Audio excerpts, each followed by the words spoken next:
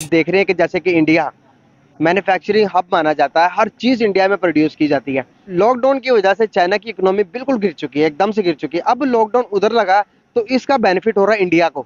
जी। अब ड्रोन पहले बनते थे सारे, DJI का एक बहुत बड़ा ब्रांड है जी, ड्रोन जी। का, आपको जी, मालूम ही होगा। जी, जी, पता है। वो भी चाइना में बनता था, जी, जी। अब शिफ्ट हुआ इंडिया में। जी। इंडिया खुद इतना बड़ा इनिशिएटिव लिया हुआ, इन्वेस्टमेंट कर रहा है ड्रोन्स बनाने के लिए।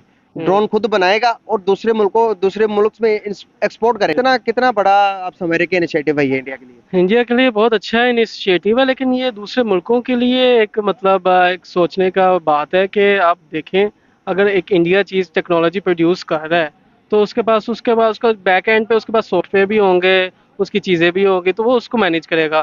तो यानी कि उसके पास सारा डाटा होगा। अगर वो पाकिस्तान में आते हैं ड्रोन्स, तो इसका मतलब है कि वो पाकिस्तान के हर एरिया में देख रहा होगा। तो इसी अच्छा, मतलब कि आप ये कह रहे हो कि उसके अंदर कोई ऐसी टेक्नोलॉजी यूज होगी कि वो जैसे जान। जैसे इसराइल में जैसे इसराइल के पास ये जो आपकी लेटेस्ट इंफॉर्मेशन टेक्नोलॉजी, जितने भी आपके जो से सैटेलाइट टावर्स और वगैरह जो भी आप ये देखें ना, ये जो जैमिंग टावर होते हैं, इनकी जो बैक एंड टेक्नोलॉजी इसराइल के पास है। तो जो अगर आप कोई जैम करते हो ना, जैसे फ़ोन जैम होते हैं, जैसे आपके सिग्नल जैम होते हैं, इसराइल वगैरह के पास एक खास टेक्नोलॉजी होती है जिसकी वजह से वो उस जैमिंग को किसी स्पेसिफिक फ़ोन के ऊपर वो जैमिंग ख़त्म कर सकते हैं। तो इसी तरह इंडिया भी वो जो ड्रोन्स आप कह रहे हो, तो वो अगर प्रोड्यूस करके अगर पाकिस्तान में भी एक्सपोर्ट होते हैं, मिडल ईस्ट में होता है, तो वो फिर वो बैक एंड पे वो चीज़ें देख सकते हैं सर। पहले ये ड्रोन मैन्युफैक्चर होते थे चाइना में। चाइना में अभी जीरो लॉकडाउन लगा हुआ है, जिसकी वजह से जितने भी बड़ी बड़ी मार्केट्स है, आलमी मार्केट, वो इंडिया की तरफ शिफ्ट हो रही है। अब क्या देखते हैं रिसेंटली इन फ्यूचर में इंडिया को सुपर पावर बनते हुए देख रहे हैं कि इस तरह के इनिशिएटिव जब बड़े बड़े इन्वेस्टर, जैसे कि अब एप्पल खुद में शामिल हो रहा है, टेस्ला खुद जा रहा है इंडिया, टाटा उनकी अपनी इलेक्ट्रिक व्हीकल है वो खुद बन रही है, तो क्या देख रहे हैं आप इंडिया को इन फ्यूचर कैसा होगा।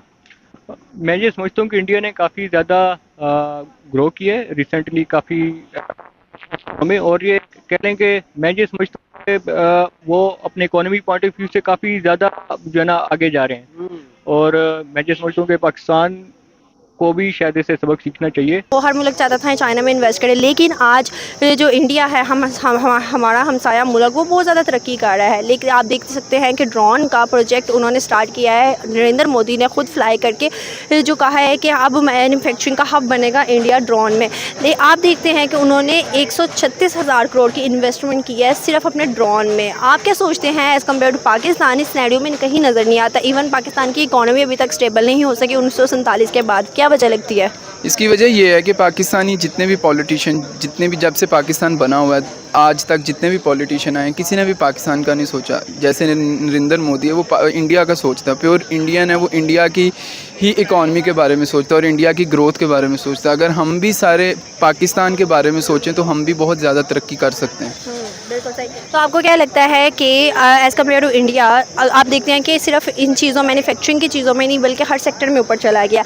उसकी आपको क्या वजह लगती है कि वो उसकी तरक्की के पीछे आपको क्या मतलब सूरत हाल नज़र आती है? उन्होंने अपनी एजुकेशन सेक्टर पे बहुत फोकस किया, इंडिया ने अपने आईटी सेक्टर पे बहुत फोकस किया है, जिसकी वजह से इंडिया के आईटी सेक्टर में भी जो उनकी ग्रोथ है वो बहुत ज़्यादा। और आज जितने भी बाहर के मुल्कों में जितने भी फॉरेन सीईओज़ हैं वो सारे इंडिया के। यही वजह यह है कि एजुकेशन पे उन्होंने अपनी इकॉनमी पे बहुत फोकस किया और हमारा इस पे एजुकेशन में भी उन्होंने बहुत ज़्यादा अपना इन्वेस्टमेंट किया है। हाँ, बहुत ज़्यादा इन्वेस्टमेंट की। इसी वजह से आज जितने भी हैं इंडियन सीईओ, जितने भी आईटी के, सब वही हैं। इसकी वजह यह है कि एजुकेशन पे उन्होंने बहुत ज़्यादा जो है ना इन्वेस्ट किया। और हमारे यहाँ पर कुछ भी नहीं है। हमारे पाकिस्तान में स्किल्स बहुत हैं, ठीक हो गया, लेकिन वजह यह है कि बस उस स्किल्स को पॉलिश नहीं करते, नौजवानों को मौका नहीं देते कि वो आगे जा सकें। और यही वजह है कि आज हमारी इकॉनमी भी पीछे है और हम इंडिया से, बांग्लादेश से, इन सब से पीछे हैं। यही वजह है कि हम लोग आगे नहीं बढ़ सकते क्योंकि गवर्नमेंट की सपोर्ट नहीं है। जयशंकर साहब बड़े काबिल आदमी है, लेकिन उसके बैक पे दिल्ली के पास जेब में पैसा भी बड़ा है।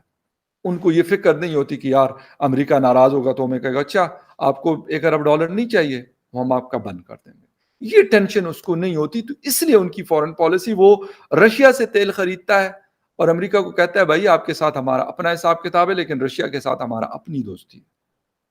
अमेरिका मजबूर होता है और वो कहता है अच्छा यार ठीक है, वो पाबंदियां लगाता है लेकिन हिंदुस्तान के खिलाफ नहीं लगा सकता। उसको पता है कि इस वक्त हिंदुस्तान उनकी एक मजबूरी भी है। वो उनकी बड़ी पॉपुलेशन, एक बड़ी इकोनॉमी, एक बड़ी मार्केट, ये उनको पता है। उनको ये भी पता है कि भाई इनके लोग, स्किल्ड लोग हमारे यहाँ आके आ रहे हैं मुल्क में, और बड़ी बड़ी कंपनीज के सीईओ बैठे हुए हैं। दूसरी बात, वहां पे जाके उनकी कंपनीज, अमेरिकन कंपनीज जाके इन्वेस्ट करती है। दूसरी बड़ी चीज, बहुत बड़ा वेपन खरीदने वाली मार्केट है दुनिया की। हर मुल्क की नजरें होती है कि यार 75 से 78 बिलियन डॉलर का weapon, it's not a joke.